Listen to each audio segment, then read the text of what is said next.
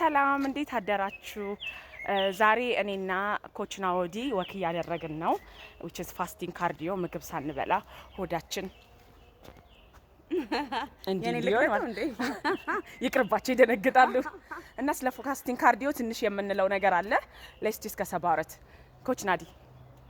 ወኪንግ በጣም ለሰውነታችን ትልቅ ጥቅም ከሚሰጡ ፈንክሽናል ሙቭመንቶች አንዱ ነው። ግን ብዙ ጊዜ ሰዎች ሲያደርጉት ያደርጉታል ኦፍ ኮርስ። ግን ከምግብና ከሌሎች ዌት ሊፍቲንግ ኤክሰርሳይዝ ጋር ቢሆን የተሻለ የሰውነት ቅርጽን መቀየር ይቻላል። ብዙዎቻችሁ የኔ ለውጥ አይታችሁ ኤአይ ነው እንጂ ብላችሁ የምታስቡት ወይም ደግሞ በጣም በአካል የምታውቁኝ ካልሆናችሁ በስተቀር ለማመን በጣም ትቸገራላችሁ።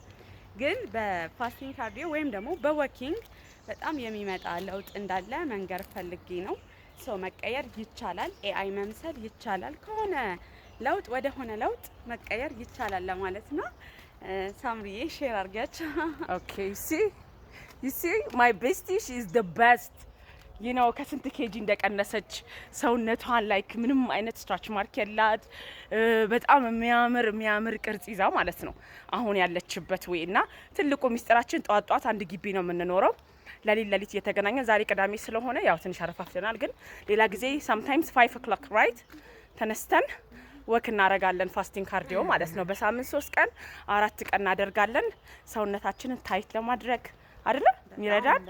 እና በቃ ገራሚ ሆኖ ለዛ ነውና ፎሎ ዲስ ቲፕ ለማለት ነው። መልካም ቀን ይሁንላችሁ ባይ